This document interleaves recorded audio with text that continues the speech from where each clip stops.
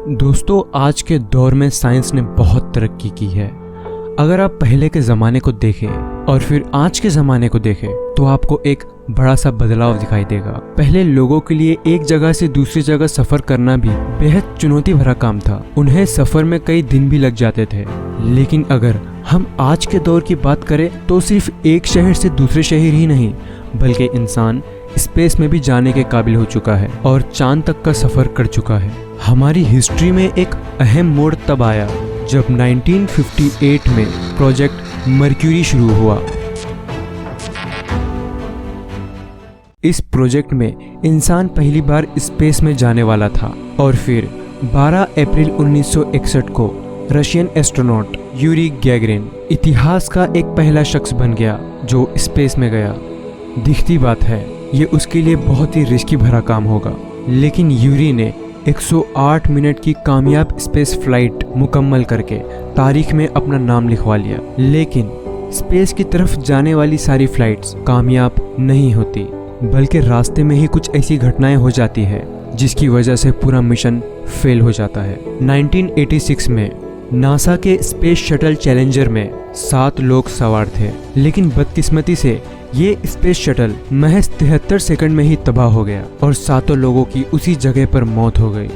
2003 में भी एक ऐसा ही वाकया पेश आया था जब अमेरिका की स्पेस शटल कोलंबिया बर्बाद हुई थी। दोस्तों, जब पूरी स्पेस शटल ही तबाह हो जाए तो जाहिर सी बात है अंदर मौजूद इंसानों का जिंदा बचना भी नामुमकिन है। लेकिन स्पेस में कुछ और तरीकों से भी एस्ट्रोनॉट की मौत वाक़ हो सकती है, जैसे कि नेचुरल डेथ, यानी किसी एस्ट्रोनॉट को हार्ट अटैक भी हो सकता है जिसकी वजह से उसकी डेथ हो सकती है। लेकिन इसके चांसेस बहुत कम होते हैं क्योंकि एस्ट्रोनॉट्स का स्पेस में जाने से पहले फिजिकल एग्जामिनेशन होता है और इनकी सेहत का बहुत ज़्यादा ख्याल रखा जाता है और स्पेस शटल में ये बहुत तंदुरुस्त होते हैं। लेकिन स्पेस के चुनौती भरे माहौल में एक और ख़तरा भी है और वो है स्पेस वॉक। एस्ट्रोनॉट खाला में कई महीनों तक रहते हैं और इस दौरान ये अपने स्पेस क्राफ्ट से बाहर निकलकर स्पेस वॉक करते हैं। ये इसलिए होता है ताकि ये स्पेस में मौजूद सैटेलाइट की मुरम्मत कर सके। इस दौरान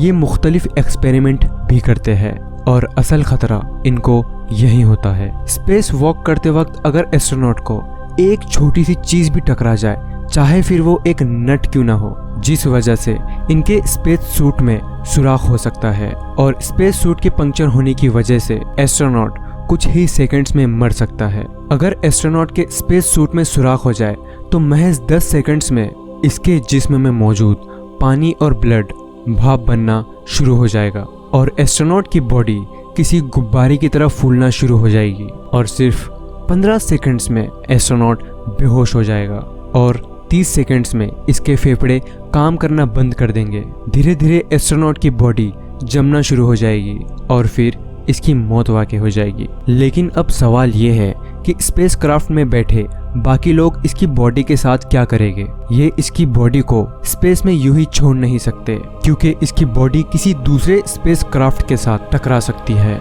इसीलिए इनको हर हाल में एस्ट्रोनॉट की बॉडी को स्पेस क्राफ्ट में वापस लाना होता है। स्पेस क्राफ्ट में मौजूद दूसरे लोगों को इस एस्ट्रोनॉट की बॉडी को स्पेस सूट में ही रखना होगा और इसको किसी बहुत ही ठंडी जगह पर ले जाना होगा ताकि बॉडी के डिकम्पोज होने में देरी हो सके। लेकिन अगर इनका मिशन लंबा है तो एक बॉडी को स्पेस क्राफ्ट में रखना मुश्किल भरा हो सकता है। इसके लिए इन्होंने एक और सॉल्यूशन ढूंढा है। एस्ट्रोनॉट की उस बॉडी को एक बैग में बंद करके एक रोबोट स्पेस क्राफ्ट से बाहर ले जाएगा। एस्ट्रोनॉट की बॉडी 1 घंटे तक ऐसे ही रहेगी और पूरी तरह से जम जाएगी और ये रोबोट उस बैग को जोर जोर से हिलाना शुरू करेगा ताकि एस्ट्रोनॉट की बॉडी एक पाउडर की शक्ल में आ सके और इसको स्पेस क्राफ्ट में रखने में आसानी हो। दोस्तों, भले ही आपको सुनने में ये साइंस फिक्शन की एक कहानी लगे, लेकिन ये पूरी तरह से सच है। स्पेस का एनवायरनमेंट आपकी सोच से भी परे है। अगर आपको स्पेस के कुछ इसी तरह के फैक्ट्स को जानना है तो बने रहिए हमारे चैनल के साथ और सब्सक्राइब कर लीजिए। मैं हूँ आपका दोस्त ताबिश। फिर से मिलेंगे अगले वीडियो में।